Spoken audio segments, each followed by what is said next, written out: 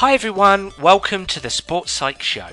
In this episode I had the opportunity to sit down with former Spurs, Sunderland and now Bournemouth and England footballer Jermain Defoe, and we talked about the psychology of being a striker in the English Premier League. This podcast is a shorter Q&A style conversation and it took place in a canteen, so I do apologise about the background noise, but I hope you enjoy it anyway. Jermain Defoe, thank you very much for being on the Sports Psych Show.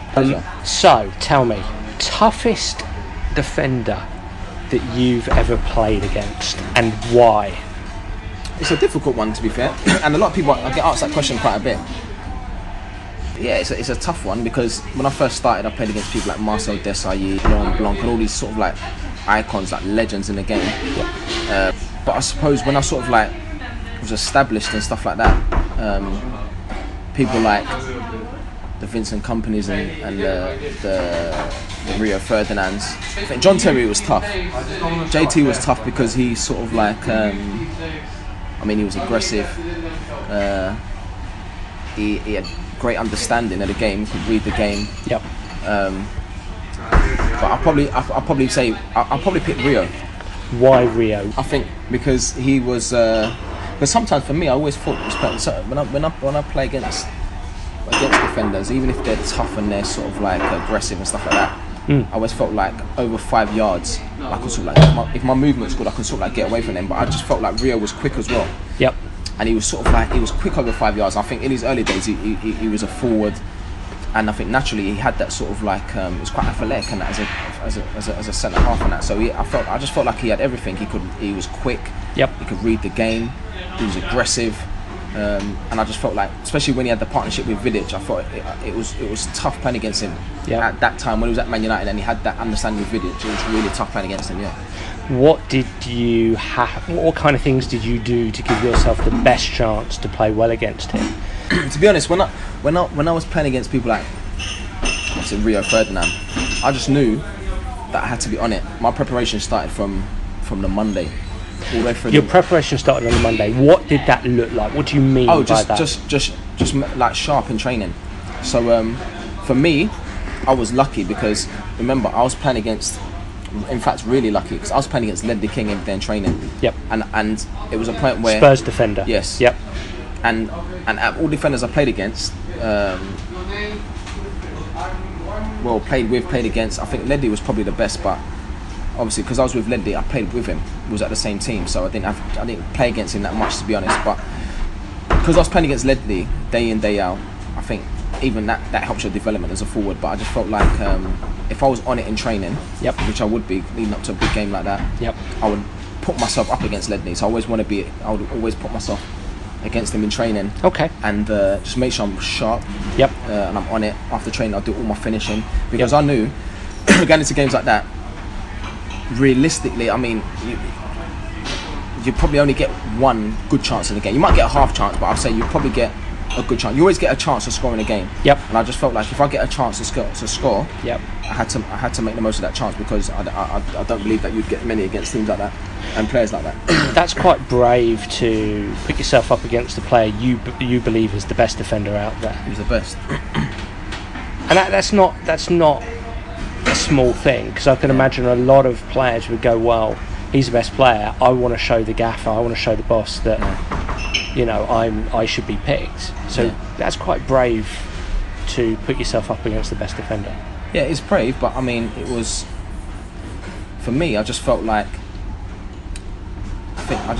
if I'm playing against Ledley every day, for me it was simple. I just felt he was the best. Yep. And a lot of players used to say he was the best, and I just felt like if I can play against Ledley every day, yep, in training, whoever I'm playing against on a weekend is not going to be as good as Ledley, and hopefully I should get the better of them.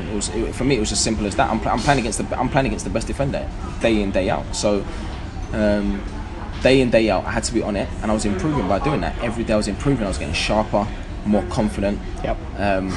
And like I mentioned before, stand after training, doing my finishing. But in terms of like sharpness and my movement, I was on it every single day, which you bring naturally into the game anyway. You going back to preparation, Monday, Tuesday, Wednesday, Thursday, Friday. Was there much picturing in your head of how you wanted to play? Pictures? Yeah, of course. paint pictures in your head. When I was young, even before I knew about like sports psychology or reading books and stuff like that, I think it was something natural that I did. Like you paint pictures in your head, just seeing it, how you're gonna score, seeing the movements, and like just seeing how you're gonna score and stuff like that. And obviously that helps. Obviously I understand now that helps in that, but I was obviously doing it, not probably knowing, just because it was natural. Just sitting there thinking about the game, thinking, right, my move's gonna be this. I'm gonna bring him short. I'm gonna spin him behind. When the ball comes, the keeper comes out, I'm gonna think the goalkeeper. If he runs out towards him, I'm gonna take it round him. Or when the ball goes wide, I'm gonna dart across the near post. Get there before the defender. All these sorts of things that I was taught from day one. I'm painting these pictures in my head because I think you have to have a sharp mind as well going into games, and I did that like every day, and probably even more so going into bigger games. You alluded to being young there, when we were all young at one stage, but when you were growing up and you were playing, you were practicing, you come from London. Tell me about what was your first experiences in football. How did you start? Where did it go? How did you get better? Well, I mean, growing up in East London, it was just like I was always playing football on the streets with my friends. I lived on the estate with my mum, my sister, my stepdad, and we had like a little cage. Always playing like games with a lot of people in the cage in a short space, and always sort of like, and even that helps your development, because even I remember playing in a cage and it was quite tight, and you had to manipulate the ball. Get your shots off quick. Because there was a lot of bodies in there at school. We used to play in a cage, and it seemed like it was like 50 a side. and it was almost like it was so frantic. It was like there was no time on the ball, but I always managed to sort of like get myself out of tight areas and being sharp and getting my shots off early. And then obviously I played for Semrab. I played for my district. Always scored goals. Always hungry to score goals. Smashing every goal scoring record. But it started from the streets, really, just playing with my mates, trying all the tricks, watching videotapes of Ian Wright. So for me, it wasn't even like, probably now kids, you see people on it and you go on YouTube and stuff like that, or social media, and kids want to do all these tricks. For me, it wasn't even like that. It was more the important stuff of the game. Because obviously I knew I wanted to be a forward. So for me, I understood from day one that, right, I'm not the biggest, so my movement needs to be good. I need to be clever. I need to be really clever. My movement needs to be good. And I was confident that if I get the chance, I'm going to score. Because I always practice, and it felt like it was natural scoring goals. I always felt comfortable shooting with both feet. I always felt relaxed in front of goal. But I just thought, because I'm small, and my movement needs to be good, and otherwise, if I'm standing against defenders, they'll just smash me. It's going to be easy for them to mark me. So when you think back, you said, I was perhaps a bit smaller than everybody else. Do you remember? Was it a conscious thought of, my movement's got to be really good because I'm smaller? But I was really confident though. Maybe even the coaches used to say to me, even all the boys in that West Ham, they used to wind me up. When I signed for West Ham, they used to say, I remember they used to start laughing at. But like, what are you laughing at? They'd be like, JD, how are you going to score tomorrow? I said, I'll score 2 tomorrow. And they start laughing. They were like, you're so funny. You've never met anyone so confident. But I was just like, for me, it was just like, well, for one, I'm playing with the best young players in the country at West Ham at the time. The best. Academy. Who was that? Joe Cole, Michael Carrick, Izzy Rickpen. They won the FA Youth Cup. It was just the best environment to play football. Like a proper family club. And all we cared about was football. We didn't care about anything else. No one used to talk about money. No one spoke about cars, because when I first started, I used to take the bus. And we were just obsessed. A group of players were just obsessed. We're playing for West Ham. We're from East London. We're playing for the best team. It's always a dream. When you grow up in East London, it's always a dream to play for West Ham. And the fact that I was doing that, it was just like, it was just the best thing. And for me as well, because I knew that we had a manager that would always give kids a chance in Harry Redknapp. So it was just like every day you just buzzing for training. And every day you wanted to develop and stuff like that. And obviously spoke about before, like when I was younger, before I got to West Ham, about my movement and stuff like that. So by the time I signed for West Ham when I was 16, it's almost like I had that, and the manager sort of appreciated it, because I remember the times where we'd be training and the manager would actually say to the first team players, he said, that's how you finish, or you should be like, for me it was just crazy. Where did your confidence come from? Do you think it was natural, or do you think from playing in those tight areas in the cage? I think it was scoring a lot of goals before I got to that point. Did you play with older kids? I remember I went to Lillishall. Yeah. Okay. For 2 years, so that helped my development massively. I was training every day. Yep. I was doing finishing every single day. I was the best. There was 16 boys. There was 32. There was 16 juniors. Yep. And 16 seniors. Yep. Joe Cole was my senior. Yep. The best 16 players in England. Yep. The whole of England. Yep. Got selected to go to Lillishall. Nice. So for me, that was massive for me at the age of 14 to 16. So because I knew I was, and at the 16 boys, there's only 4 forwards. Yep. So for me, I think mentally it was like, wow, out of all the strikers in the country at this age, I'm in a top 4. Yep. So I was confident. Yeah. So when I went to West Ham, yeah, it was like this England boy, Lillishall boy, blah blah blah. So I was confident, and even then when I was 16, I always thought, you know what, I should be training with the first team. And I was training with the first team. I should score goals when I trained with the first team. So it was like, I think I can play at this level. So I didn't really have any setbacks. Everything was sort of like positive. And I mean, when I went to West Ham, I didn't really look back. I went to the first team quite early. But I think it was that hunger, you know, to be honest. Okay. I think it was that hunger. I was never sort of like satisfied. I always stayed behind after training doing finishing. The coaches used to say to me, I'll go in. I used to rush my lunch. Go in, we had the indoor bit at Chadwell Heath. I rush my lunch. I used to have beans on toast. Probably never used to even eat it. And then I used to go inside, get balls. Yeah. And just shooting in a goal. Just good habits. Yeah. And I don't even know where it come from. And I don't know. I was just so hungry to score goals. And then, and even doing that, I don't know if the coaches used to see me or whether it was, but it was sort of like, I don't know, it was like an addiction. It's weird. Yep. Because that's all I wanted to do. That's all I used to think about. First thing, I used to wake up, football. Last thing at night, I used to go home after training when I was at West Ham. Yep. And I used to watch Ian Wright's DVD. Okay. It's called Rewriting a Record. Yeah. And I used to watch it to the point where now, if I close my eyes, yeah, and then you watch the goal and then you pause it, yeah, and all I could see is the celebration, I could tell you what goal it was. yeah, I could tell you the finish. So just obsessed. Just obsessed. What makes a great coach, mate? You've worked under a lot of good coaches. What makes a great coach? For me, I think the coaches who I really appreciated was the ones that didn't really complicate anything. Okay, keeping it simple. That gives you confidence, that has that belief in you where, do you know what, go and do what you do. Yeah. Don't complicate it. Like, yep. Do you know what I mean? No complication, you have to do this, you have to do that. It wasn't robotic, like you have to go there or you have to do this or you have to do this, because at the end of the day, if you aren't good enough, you won't be here. Yep. So all I want you to do is just go and score goals, basically. Yeah. It was a lot of pressure. They put a lot of pressure on me. Yeah. The Sam Allardyce's, Harry Redknapp. Yep. I'm bringing you here yep. to score goals. Now go and score goals, and it was as simple as that. It wasn't like, right, this, I want you to go here, or I want you to go here, I want you to do this, I want you to do that. Of course, at times during the season, and that the manager might say to you, I want to do this, but go and score goals, and that was just that's all it was. No, it didn't complicate stuff. And for me, that's the best, where you have a manager who believes in you and believes that you'll score goals, yep. and just wants you to go out and just go and express yourself. You were a young player, and you worked hard, and you worked in your movement, and you played with older players, and you played in tight spaces. What advice would you give young players? When you think back to all those things growing up, I know that you went to Lillishall and you were in the camp and you were obsessed by scoring, but you were also, you played in that cage, you played in tight spaces.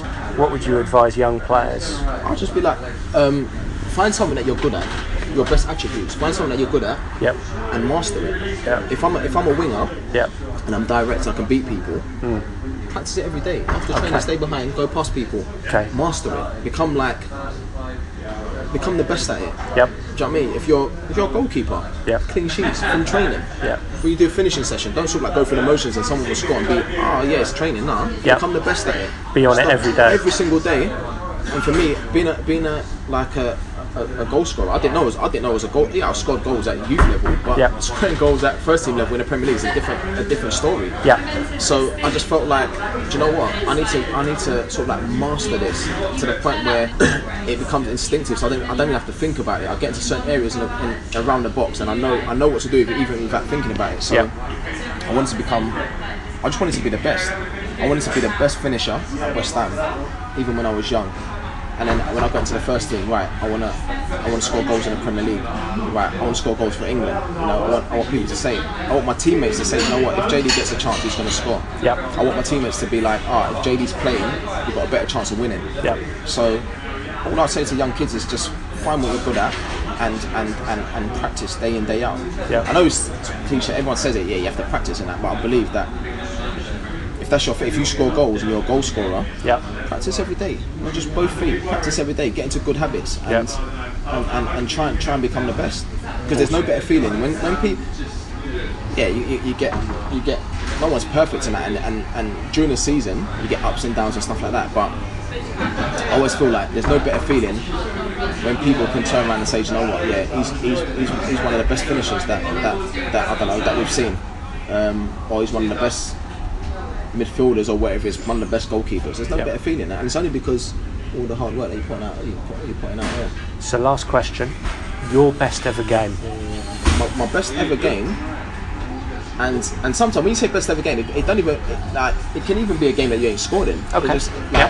But obviously my best ever game, where I felt like I don't even think I can even find a word to describe how I felt. I felt like a machine. But yeah, I said, do you know what I said after the game? I felt like I could play. When the whistle went, I felt like I could play another 90 minutes. Okay. Do you know what I mean? And I scored the 5 goals against Wigan, and it was just like the not just the goals, the whole, how I felt physically, how I felt mentally. Yeah. I was sharp, like razor sharp. I didn't feel like anyone could get near me. Sharp. Yeah, I just felt like if I got the chance, it's a goal. Yeah. Not miss it. I would not miss. One chance, goal. Another chance, goal. Another chance, goal. I think you told me explosive as well. I was explosive. You were sharp and explosive. I was explosive. I was confident. Mentally, I was in a different place because I knew it was the World Cup season and I was desperate to go to the World Cup. So there was a big goal there as well. There was a big objective. And during the game, when I scored the 4th goal, I knew that if I scored 5, I knew that I was the 3rd player to do it in Premier League history, the only player to do it in one half. And then when I did it, it was just like, sometimes I always feel like now, if I can feel like that, how I felt that day, if I could feel like that all the time, no one's stopping me. Because on that day, I don't care who even if I played against Rio Ferdinand, if I felt that day, if I played against Rio Ferdinand on that day, it would have been the same story. I still feel like I would have scored 5. 5 goals, yeah. I don't know why I felt like that. I don't know, it's just weird. Maybe I had a good sleep. I just felt like that. Jermain, thanks very much, mate. Good, mate. You're a gent. Nice one. Top man, Keith. I really enjoyed that chat. Whenever I talk to Jermain about football, I always learn something new about the game. Here are some of my highlights from that conversation. Firstly, I loved what he said about preparation. To be prepared for Saturday, he starts on a Monday, specifically being intentional with sharpness in training. When he was at Spurs, to help him be sharp, he deliberately put himself up against the best defender at the club. Now at that time, that was against the brilliant defender Ledley King, who really stretched Jermain in every single training session. To complement his training attitude, he's always used visualisation on a daily basis to create a blueprint of how he wants to play. He pictures seeing how he wants to score, the runs he wants to make and the movements he wants to have. He also pictures specific situations.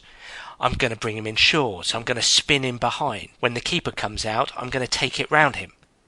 Jermain really sounds like he's mentally prepared to play come Saturday. The second interesting point Jermain made was around his development. He was always playing football as a kid. He loved the sport. Now, interestingly, he often played in a very small cage, where there was very little space to move, there was very little time on the ball, and you could get crowded out easily. He believed that playing in this small space helped develop his skill, his movement, and his intelligence. And to accompany this playing environment, Jermain sounded like he was very self-aware of himself as a player, in particular his physique. He said, I knew I wasn't the biggest, so I had to really work on my movement. I had to be clever to be able to play with bigger players. It sounds like his size motivated him to work diligently on his movement and his game intelligence. Also related to his development, he said he was obsessed by football. Now, obsession is a strong word, but it was one he repeated quite often. He clearly loved the game and he loved striving to get better as a kid. He had a hunger. He was never satisfied. He said that he would stay behind after training to practice after other players had left the pitch. It really does sound like he worked harder to develop his game than his teammates. Finally, I love his advice for young players. Find something you're good at and master it. Practice this strength every day. Strive to become the very best at it. How? Never go through the motions in training. Keep honing your game and specifically keep working on your strength. I love the way he said that as a young player he would try to master goal scoring in training so that when it came to a match he wouldn't have to think about it. It would be automatic. There's some really great advice here for players. I thoroughly recommend that all aspiring young players listen to that conversation. I do hope you enjoyed that chat with one of England's finest ever strikers. If you did, please do leave a rating and a review. And don't forget to subscribe to the Sports Psych Show to receive alerts about future episodes. Bye for now.